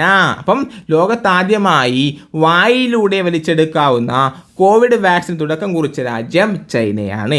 എങ്കിൽ നെക്സ്റ്റ് ക്വസ്റ്റ്യൻ ആദിത്യ L1 പേടകം വഹിക്കുന്ന റോക്കറ്റ് എന്നാണ്. ആദിത്യ L1 പേടകം വഹിക്കുന്ന റോക്കറ്റ് ഏതാണ് കൂട്ടുകാരെ? നമുക്കറിയാം ആദിത്യ L1 വഹിക്കുന്ന റോക്കറ്റ് PSLV-C57. ഏതാണ്? PSLV-C57 ആണ് ആദിത്യ L1 പേടകം വഹിക്കുന്ന റോക്കറ്റ്. ഏതാണ്? PSLV-C57. എങ്കിൽ 84ാമത്തെ ക്വസ്റ്റ്യൻ എന്താണ്? 2023 ഫിസിക്സിനുള്ള നോബൽ പുരസ്കാരം ലഭിച്ച പിയറി അഗസ്റ്റിനി ജനിച്ചത് ഏത് രാജ്യത്താണ്? 2023 ഫിസിക്സിനുള്ള നോബൽ പുരസ്കാരം ലഭിച്ച പിയറി അഗസ്റ്റിനി ജനിച്ചത് എവിടെയാണ്? ഫ്രാൻസിലാണ് അല്ലേ? ഫ്രാൻസ്. Option B ഫ്രാൻസുകാരിയാണ് Pierre അഗസ്റ്റിനി. ഈ പിയറി അഗസ്റ്റിനിക്ക് 2023 ഫിസിക്സിനുള്ള നോബൽ പുരസ്കാരം ലഭിച്ചു. എങ്കിൽ നെക്സ്റ്റ് ക്വസ്റ്റ്യൻ 85ാമത്തെ ക്വസ്റ്റ്യൻ ആണ്. കേരള തുറമുഖ വകുപ്പ് മന്ത്രി ആരാണ്? കേരള തുറമുഖ വകുപ്പ് മന്ത്രി ആരാണ്? നമുക്കറിയാം കേരള തുറമുഖ വകുപ്പ് മന്ത്രി VN വാസവൻ. ആരാണ്? VN വാസവൻ. അപ്പം കേരള തുറമുഖ വകുപ്പ് മന്ത്രി ആരാടാ? അത് VN വാസവനാണ്. ആരാണ്? VN വാസവൻ. ഇനി അടുത്ത ഇമ്പോർട്ടൻ്റ് ആണ്. ഈ വിഴിഞ്ഞം തുറമുഖം ഉദ്ഘാടനം ചെയ്തത് എന്നാണ്? 86ാമത്തെ ക്വസ്റ്റ്യൻ എന്താണ്? വിഴിഞ്ഞം തുറമുഖം ഉദ്ഘാടനം ചെയ്തത് 2023 ഒക്ടോബർ 15. വിഴിഞ്ഞം തുറമുഖം ഉദ്ഘാടനം ചെയ്തപ്പോഴാണ് 2023 ഒക്ടോബർ 15 ഈ വിഴിഞ്ഞം തുറമുഖം ഉദ്ഘാടനം ചെയ്തത്. ഓക്കെ. ഇനി 87ാമത്തെ ക്വസ്റ്റ്യൻ 2024 പറമ്പിക്കുളം കടുവാ സങ്കേതത്തിൽ കണ്ടെത്തിയ പിയുമോയിഡസ് ഇൻഡിക്കസ് എന്നാണ്. പിയുമോയിഡസ് ഇൻഡിക്കസ് ഏത് ഇനത്തിൽപ്പെടുന്നു? 2024 പറമ്പിക്കുളം കടുവാ സങ്കേതത്തിൽ കണ്ടെത്തിയ പിയുമോയിഡസ് ഇൻഡിക്കസ് ഏത് ഇനത്തിൽപ്പെടുന്നു എന്ന് ചോദിച്ചാൽ പറയണം 87 ബി കടന്നലാണ് എന്നാണ്. കടന്നൽ എന്നാണ്. പിയുമോയിഡസ് ഇൻഡിക്കസ് ഏത് ഇനത്തിൽപ്പെടുന്നു? കടന്നലാണ്. ഓക്കെ, എങ്കിൽ 88ാമത്തെ ക്വസ്റ്റ്യൻ ആണ്. 2024 ദേശീയ ശാസ്ത്ര ദിനത്തിൻ്റെ പ്രമേയം എന്താണ്? ദേശീയ ശാസ്ത്ര ദിനത്തിൻ്റെ പ്രമേയം 2024 ദേശീയ ശാസ്ത്ര ദിനത്തിൻ്റെ പ്രമേയം വികസിത ഭാരതത്തിനായുള്ള തദ്ദേശീയ സാങ്കേതിക വിദ്യകൾ എന്നാണ്. 2024 ദേശീയ ശാസ്ത്ര ദിനത്തിൻ്റെ പ്രമേയം വികസിത ഭാരതത്തിനായുള്ള തദ്ദേശീയ സാങ്കേതിക വിദ്യകൾ എന്നാണ്. എങ്കിൽ 89ാമത്തെ ക്വസ്റ്റ്യൻ ആണ്. ഇന്ത്യയുടെ രണ്ടാമത്തെ ലോക്പാൽ അധ്യക്ഷനായി നിയമിതനായത് ആരാണ്? ഇന്ത്യയുടെ രണ്ടാമത്തെ ലോക്പാൽ അധ്യക്ഷനായി നിയമിതനായത് അജയ് മാണിക് റാവു ഖാൻ വിൽക്കർ. ആരാണ്? അജയ് മാണിക് റാവു ഖാൻ വിൽക്കർ. ഓക്കെ അല്ലേ? ഇനി 90ാമത്തെ ക്വസ്റ്റ്യൻ എന്താണ്? 90ാമത്തെ ക്വസ്റ്റ്യൻ, യെസ്, 2023 ഡിസംബറിൽ ചെന്നൈയിൽ ഉണ്ടായ വെള്ളപ്പൊക്കത്തിന് കാരണമായ ചുഴലിക്കാറ്റ് എന്താണ്? ചുഴലിക്കാറ്റിൻ്റെ പേര് ഏതാടാ? അത് മിഷോങ്. 90 ഓപ്ഷൻ സി, മിഷോങ് ആണ് ശരിയായിട്ടുള്ള ഉത്തരം. അപ്പം മിഷോങ് ചുഴലിക്കാറ്റാണ് 2023 ഡിസംബറിൽ ചെന്നൈയിലുണ്ടായ വെള്ളപ്പൊക്കത്തിന് കാരണമായ ചുഴലിക്കാറ്റ് ഏതാണ്? മിഷോങ് ആണ്. ഓക്കെ അല്ലേ? ഇനി 91ാമത്തെ ക്വസ്റ്റ്യൻ, തന്നിരിക്കുന്നതിൽ G20 ഉച്ചകോടിയുമായി ബന്ധപ്പെട്ട ശരിയായ പ്രസ്താവനകൾ ഏതൊക്കെയാണ് എന്നാണ് ചോദ്യം. ശരിയായ പ്രസ്താവനകൾ കണ്ടെത്താണ് പറഞ്ഞത്. ഓക്കെ അല്ലേ? ഇനി G20ക്ക് സ്ഥിരമായ സെക്രട്ടേറിയറ്റ് ഇല്ല. ഒന്നാമത്തെ പ്രസ്താവന ശരിയാണ്. G20യുടെ നിലവിലെ അല്ലെങ്കിൽ അടുത്ത ഭാവി പ്രസിഡന്റുമാരുടെ ഗ്രൂപ്പാണ് G20 ട്രോയ്ക്ക. അതും ശരിയായ പ്രസ്താവന. എന്താണ്? G20 നിലവിലെ അടുത്ത ഭാവി പ്രസിഡന്റുമാരുടെ ഗ്രൂപ്പാണ് G20 ട്രോയ്ക്ക. ഇനി നിലവിലെ ട്രോയ്ക്ക രാജ്യങ്ങൾ ഇന്ത്യ, ബ്രസീൽ, ഇന്തോനേഷ്യ. അത് തെറ്റായ പ്രസ്താവനയാണ്. ഇതിൽ ശരിയായത് 1, 2 ഓപ്ഷൻ എ ആണ് ശരിയായിട്ടുള്ള ഉത്തരം. ഇനി 92ാമത്തെ ക്വസ്റ്റ്യൻ, സംസ്ഥാനത്തെ അതിദരിദ്ര കുടുംബങ്ങളെ സഹായിക്കാനുള്ള കുടുംബശ്രീ ക്യാമ്പയിൻ്റെ പേര് എന്താണ്? 92ാമത്തെ ക്വസ്റ്റ്യൻ എന്താണ് കൂട്ടുകാരെ? സംസ്ഥാനത്തെ അതിദരിദ്ര കുടുംബങ്ങളെ സഹായിക്കാനുള്ള കുടുംബശ്രീ ക്യാമ്പയിനാണ് ഉജ്ജീവനം. എന്താണ്? ഉജ്ജീവനം. എങ്കിൽ 93ാമത്തെ ക്വസ്റ്റ്യൻ, 2022 ജൂണിൽ പുറത്തുവിട്ട നീതി ആയോഗിൻ്റെ സുസ്ഥിര വികസന സൂചികയിൽ ഏറ്റവും മുന്നിൽ നിൽക്കുന്ന സംസ്ഥാനം ഏത്? 2022 ചോദ്യം.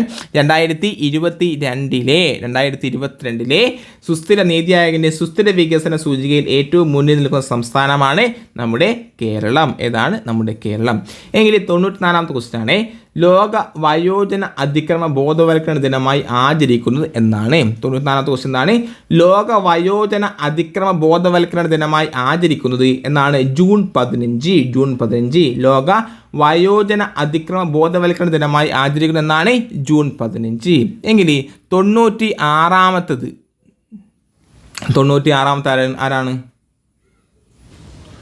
95ാമത്തെ ക്വസ്റ്റ്യൻ ഓൾറെഡി PSC ചോദിച്ചതാണ്. 2023 ഏഷ്യൻ ഗെയിംസിൻ്റെ വേദി എവിടെയാണ്? അത് ഹാങ്ഷു, ചൈനയിലെ ഹാങ്ഷു ആണ് 2023 ഏഷ്യൻ ഗെയിംസിൻ്റെ വേദിയെങ്കിൽ. 96ാമത്തെ ക്വസ്റ്റ്യൻ എന്താണ്? 2023 മെയ്യിൽ സുപ്രീം കോടതി ജഡ്ജിയായി നിയമിതമായ മലയാളി അഭിഭാഷകൻ ആരാണ്? എന്താണ് ക്വസ്റ്റ്യൻ? 96ാമത്തെ ക്വസ്റ്റ്യൻ എന്താണ് കൂട്ടുകാരെ? യെസ്, എന്താണ്? 2023 മെയ്യിൽ സുപ്രീം കോടതി ജഡ്ജിയായി നിയമിതയായ മലയാളി അഭിഭാഷകനാണ് KV വിശ്വനാഥൻ. ആരാണ്? KV വിശ്വനാഥൻ. എങ്കിൽ 97ാമത്തെ ക്വസ്റ്റ്യൻ, അതിഥി അശോക് ഏത് കായിക ഇനവുമായി ബന്ധപ്പെട്ടിരിക്കുന്നു? അതിഥി അശോക് ഏത് കായിക ഇനവുമായി ബന്ധപ്പെട്ടിരിക്കുന്നു? ഗോൾഫ് ആണ്. എങ്കിൽ 98ാമത്തെ ക്വസ്റ്റ്യൻ, ഇന്ത്യയിലെ ആദ്യത്തെ കോവിഡ് ടെസ്റ്റ് ബസ് ആരംഭിച്ച സംസ്ഥാനം ഏതാണ്? ഇന്ത്യയിലെ ആദ്യത്തെ കോവിഡ് ടെസ്റ്റ് ബസ് ആരംഭിച്ച സംസ്ഥാനം മഹാരാഷ്ട്ര. ഓപ്ഷൻ ഡി ആണ് ശരിയായിട്ടുള്ള ഉത്തരം. എങ്കിൽ 99ാമത്തെ ക്വസ്റ്റ്യൻ, ഇന്ത്യയിൽ തുരങ്കത്തിൽ സ്ഥാപിച്ച റെയിൽവേ സ്റ്റേഷനായ കെയ്ലോങ് ഏത് സംസ്ഥാനത്താണ്? ഇന്ത്യയിൽ തുരങ്കത്തിൽ സ്ഥാപിച്ച റെയിൽവേ സ്റ്റേഷനായ കെയ്ലോങ് ഏത് സംസ്ഥാനത്താണ്? നമുക്കറിയാം അത് ഹിമാചൽ പ്രദേശിലാണ്. എവിടെയാണ്? ഹിമാചൽ പ്രദേശിൽ.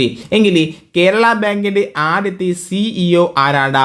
കേരള ബാങ്കിൻ്റെ ആദ്യത്തെ CEO ഓപ്ഷൻ എ PS രാജനാണ് കേരള ബാങ്കിൻ്റെ ആദ്യത്തെ CEO. ഓക്കെ അല്ലേ? അപ്പം ഇത്രയും ചോദ്യങ്ങളാണ് നമ്മുടെ തൊഴിൽ വീതി പ്രസിദ്ധീകരിച്ച മോക്ക് ടെസ്റ്റ് 1ലെ ചോദ്യങ്ങളും ഉത്തരങ്ങളും. ഓക്കെ, അപ്പം നമ്മുടെ ചാനൽ ആദ്യമായിട്ട് കാണുന്ന കൂട്ടുകാരുണ്ടെങ്കിൽ ചാനൽ സബ്സ്ക്രൈബ് ചെയ്യുക. അതുപോലെ നമ്മുടെ ചാനലിലെ മറ്റു വീഡിയോസും നിങ്ങൾ കാണുക. ഇനി എല്ലാവർക്കും നല്ലൊരു മാർക്ക് ലഭിക്കട്ടെ. വരുന്ന പരീക്ഷ LDC പരീക്ഷയിൽ ഉന്നതമായ റാങ്ക് കരസ്ഥമാക്കാനും ജോലി കരസ്ഥമാക്കാനും എല്ലാ കൂട്ടുകാർക്കും ലഭിക്കട്ടെ എന്ന് സാധിക്കട്ടെ എന്ന് ആത്മാർത്ഥമായി പ്രാർത്ഥിച്ചുകൊണ്ട് അല്ലെങ്കിൽ ആത്മാർത്ഥമായി ആഗ്രഹിച്ചുകൊണ്ട് ഇന്നത്തെ വീഡിയോ ഇവിടെ നിർത്തുന്നു. അടുത്ത വീഡിയോയിൽ കാണുന്നവരെ ബൈ, see you.